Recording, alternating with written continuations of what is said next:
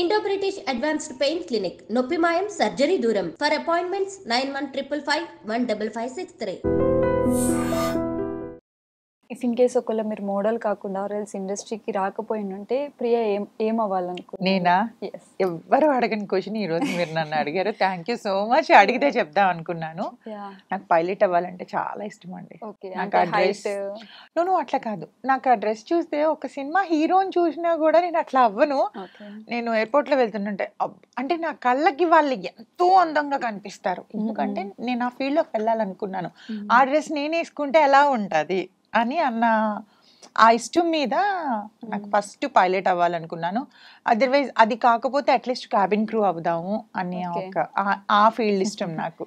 మరి అయితే ఎడ్యుకేషన్ పరంగా చూసుకున్నప్పుడు అటు సైడ్ ఒకసారి ట్రై చేసి ఉండాల్సింది కదా. మైట్ బి అంటే నాకు ఫ్యామిలీ బర్డెన్స్ ఎక్కువ ఉండటం వల్ల ఆ టైంలో కుదరలేదు. అప్పుడు మనం కోర్స్ తీసుకోవాలి కదా. సో ఫ్యామిలీ తరపున అంత ఫైనాన్షియల్ గా స్ట్రాంగ్ లేమన్నమాట. అందువల్ల అంటే ఫాదర్ ఏం చేస్తూ ఉంటారు? మా ఫాదర్ హోమ్ అప్లయన్సెస్ షాప్ ఉంది. నాకు ఎప్పుడైనా వస్తే అయ్యో షూర్ గా. కానీ ఇక్కడ కాదు, విలేజ్ లో ఉంది. ఎక్కడైనా అనకాపల్లి మాది. వైజాగ్ దగ్గర. మదర్ ఏం చేస్తూ ఉంటారు? మదర్ లేరు. అచ్చా. మీ చిన్న ఏజ్ లోనే లేదా లేకపోతే? నో ఎంగేజ్ కి వచ్చినాకే లేరు. ఎంగేజ్ కి వచ్చాకే. బట్ ఎంత ఎంగేజ్ కి వచ్చినా మదర్ అనేది ఎవరు తీర్చలేరు. ఈవెన్ ఇప్పటికీ అప్పుడప్పుడు గుర్తొస్తే ఏడుస్తా. ఉంటే అన్ని షేర్ చేసుకోవడానికి బాగుంటది కదా అని అనిపిస్తుంది. అయితే సో ఇఫ్ ఇన్ కేస్ ఒకవేళ మీరు ఇప్పుడు ఏదైనా అలోన్ ఫీల్ అయితే ఒక పర్సన్ అయితే చాలా ఇంపార్టెంట్. మీరు అలా ఈ పర్సన్ చాలు నాకు లైఫ్ లో ఏదైనా సరే నేను షేర్ చేసుకోగలుగుతాను, అలా ఎవ్వరు లేరు, ఉండరు కూడా. నెక్స్ట్ కమింగ్ జనరేషన్ లో అస్సలు ఉండరు. ఉంటారు అనుకోవడం కూడా అసలు మీరు అలా చెప్పినా కూడా మీరు కూడా నమ్మద్దు.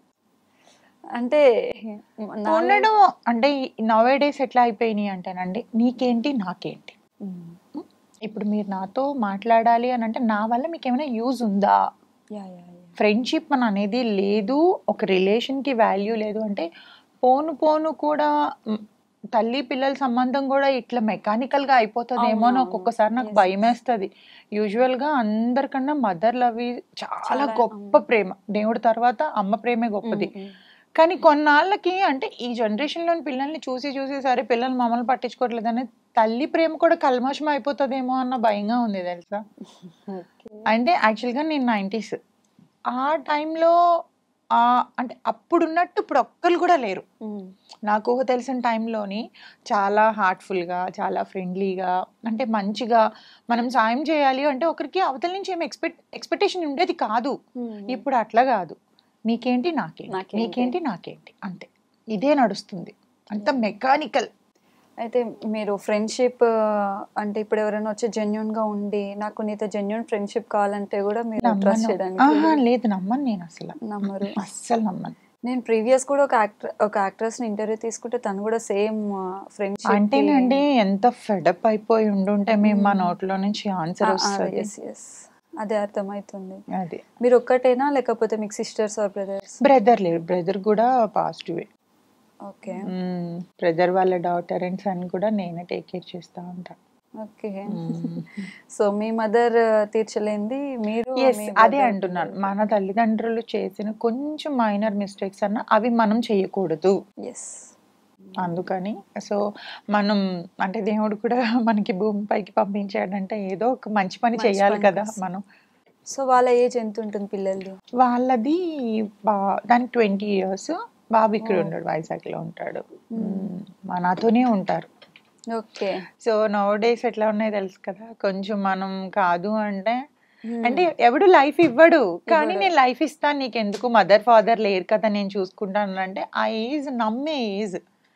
ఇప్పుడు నా ఏజ్కి వస్తే వాళ్ళకి అన్ని అర్థం అవుతాయి, కానీ ఆ ఏజ్ ఏంటంటే ఎవరు మంచిగా మాట్లాడితే అదే నిజం అనుకుంటారు. కానీ అవతల వాళ్ళ అవసరానికి మాత్రమే మాట్లాడుకుంటున్నారు అన్న సంగతి వాళ్ళకి తెలియదు కదా. సో వద్దు, చేయొద్దులతో పాడైపోతారు అని చెప్పి నా దగ్గరనే పెట్టుకుంటున్నాను. ఎన్ని ఇయర్స్ నుంచి చూసుకుంటున్నారు? యాక్చువల్గా వాళ్ళ మదర్ మొన్న రీసెంట్ గా అదయ్యారు ఫెబ్లో. సో అంతకు ముందు నుంచి 2 years నుంచి నా దగ్గర జాబ్ కోసమని వచ్చింది ఇక్కడికి. జాబ్ చేద్దాము, చదువుకుంటూ జాబ్ చేద్దామని.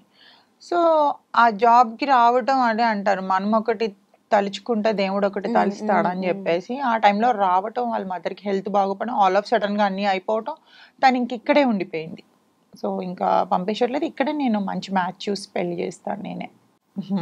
మరి ప్రియా గారు చేసుకోరు నేను అంటే చేసుకోను. నేను ప్రీవియస్ చూసాను ఒక ఇంటర్వ్యూలో మీరు పెళ్లి మ్యారేజ్ డివోర్స్ అని చెప్పేసి బ్రేక్ అయిన తర్వాత ఇంకా మ్యారేజ్ రిలేషన్ అన్న తర్వాత ఇంకా ఏదన్నా మనం ఒకసారి పుడతాం, ఒకసారి పోతాం, ఒకసారి పెళ్లి చేసుకోవాలి. 10 పెళ్ళిళ్ళు చేసుకోవడానికి అది అందం కాదు కూడా.